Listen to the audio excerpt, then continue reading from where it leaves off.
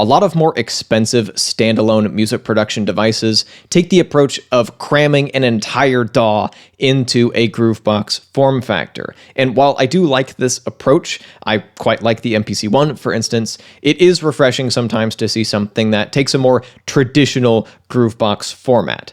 The MC-707 takes this approach, and that plus the sound engine still make it stand out in 2021, and in some ways make it kind of the Novation Circuit Pro of my dreams.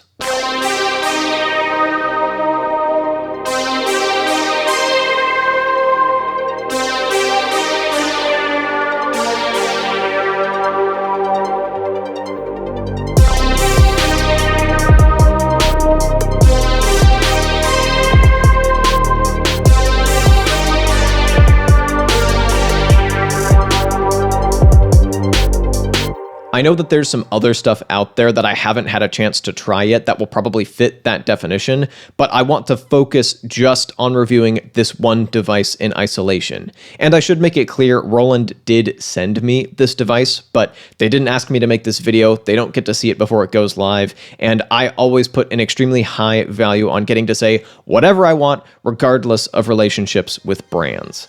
All that being said, let's jump into it.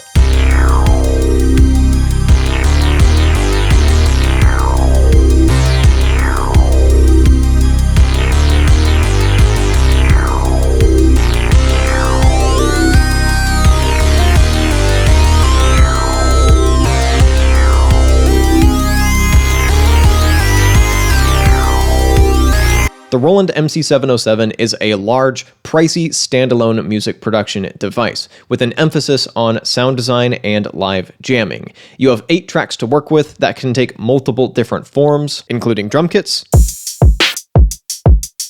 synth tracks, and just straight up audio that you can either load into the SD card or record directly onto the MC-707 with its stereo or mic inputs. You've got dedicated faders and knobs for every single track, which is not really necessary, but that and the inputs definitely make this thing feel like a proper studio in a box. You play stuff in using the pads, which have their own pros and cons for me. On one hand, I really like that they're nice and big for some proper finger drumming, but their sensitivity is sometimes a little bit iffy. I had to go into the settings to adjust how sensitive the pads were because they were just missing stuff if I tried to play like hi-hat rolls, for instance. And even now that I've adjusted the sensitivity to something that works quite a bit better, it'll still drop notes occasionally if I play the pads too hard. And if I were to crank the sensitivity down even further, I start to get little double triggers. Overall, these are pretty good. They feel decent, but you'll probably need to adjust them a bit right out of the box. And even then, they're not as good as the pads on some other pad-based devices. Also, when it comes to notes, if you don't like having just the single octave here, you can also lay out multiple different scales onto these pads, which will give you 2 octaves, like this.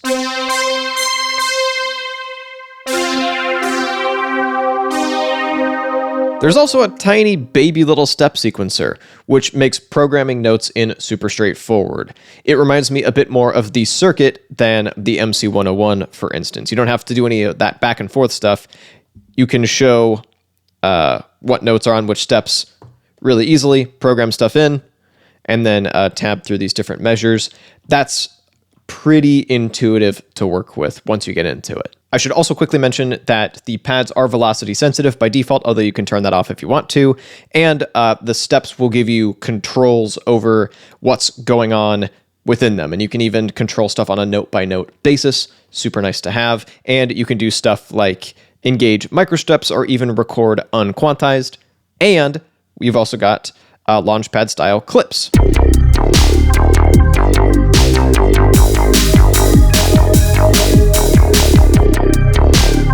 That you can launch in real time. They're all laid out on these pads, kind of all at once on a channel by channel basis. Super nice to have. You can also send these clips to scenes, which can then be used to launch larger, more drastic changes in your song. So if you're live jamming, all of this stuff combined is really going to help you out here. And real quick, before I get into the workflow, here are a few other odds and ends. We've got a chord mode that's fully programmable. a customizable arpeggiator, and the ability to record the individual tracks over USB, which is lovely. You can do a full live performance on this thing using the parameters that I very briefly showed you, then mix and master the tracks in your DAW after the fact. There's also a way to chain scenes together for a pseudo song mode. It's a little bit janky because it was added in a firmware update, but it's nice that Roland added it. The workflow on this thing is pretty good, and it's definitely smoother than that of its smaller sibling, the MC-101. This is partially because of the increased amount of buttons and knobs available because of the increased size, and partially because of the screen. The screen can be a blessing and a curse. Sometimes it actually seems to add to the clunkiness. For instance, if I want to create a pattern, I have to use the screen and hit this little create button. I can't just select an empty pad with an empty clip slot. And the screen is kind of the enabler for Roland's addiction to designing menu divey interfaces. And just to keep with the clip creation example, if I want to go to the settings here, you've got all this stuff to control, which is nice. Like, this is a decent way to do that. You got your step length, which is the length of your pattern, for instance, but still, sometimes it can slow you down a little bit if you're really in the flow state. You're also going to find yourself doing some menu diving if you want to design sounds from scratch. I'll get into this a little more deeply in a second, but that's something to be aware of. The reliance on the screen is not crazy pervasive or workflow breaking or tactile feeling breaking, but for instance, if you're sight impaired, this is probably going to be pretty frustrating or maybe even not doable. I'm not sight impaired, so I don't know for sure, but that's something I would at least caution you on. Roland does like its little screens. For the basic features, there's a decent amount of pads are the screen workflow, but if you want to get into stuff like the full depth of the sound engine, you're going to be relying on this quite a bit. The Zencore sound engine is the backbone of multiple Roland devices at this point, and can sound quite vintage and retro, and modern and clean and pristine. All this to say, the Roland sound is definitely going to be a deciding factor for some people looking to choose a device. You've got a bunch of layers and types of oscillators to work with, filters, LFOs, separate filter and amp envelopes, mixing tools and effects, and if you hit enter on any of these pages, you get a whole mess of stuff that you can just dive in and tweak to do stuff like balance the volumes of different oscillators relative to each other, or tweak really fine details, pitches, all that kind of stuff is all in here for all of the parameters. It's quite in depth, and this may look intimidating, but I was able to get my head around at least the basics of it pretty quickly. I'll often start a song on the MC-707 by designing a sound completely from scratch, or loading up a preset and then using all this wonderful functionality to tweak it until it's completely unrecognizable. Yes, you do have to menu dive and stare at this little screen quite a bit, but it's not the worst thing ever. This much control over this kind of sound engine on a completely standalone device makes that menu diving worth it, in my opinion, especially because you can launch directly into building an entire track on the same device.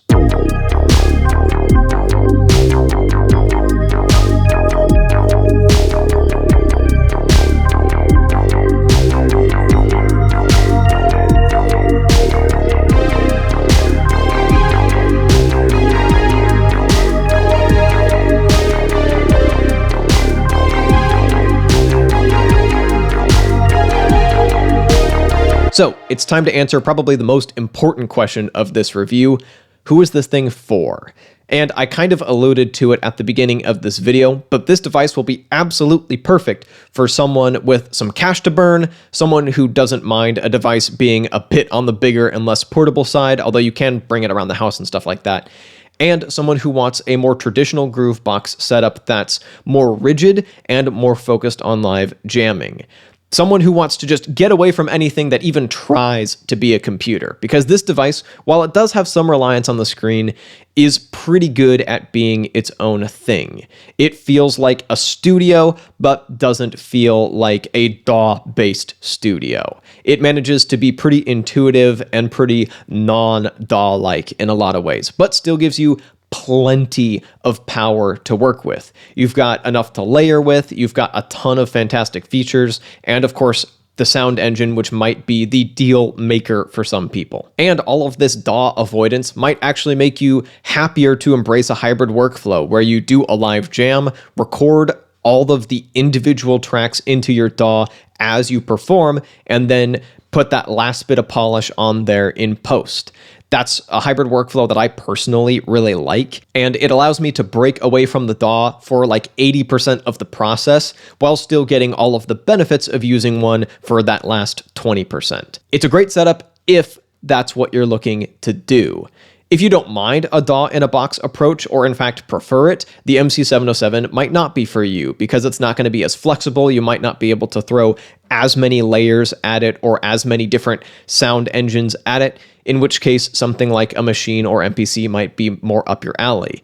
And an MPC might especially be more up your alley if you want to do advanced sample chopping, because the MC-707 just isn't set up for it. It deals with samples nicely when it comes to turning them into synths, but chopping them is possible, but janky as hell, and now that I have an MPC, I just won't even bother doing it on a Roland device. It's just not worth the hassle. And what about for beginners? If you're a beginner, I think you'll be able to get over the learning curve on this one, maybe easier than some advanced expensive devices, but I still wouldn't necessarily recommend it if you're a complete beginner. I would recommend getting your feet wet with a DAW and maybe a MIDI controller first, or moving into some less expensive groove boxes that might be a little more intuitive and have a lower barrier to entry.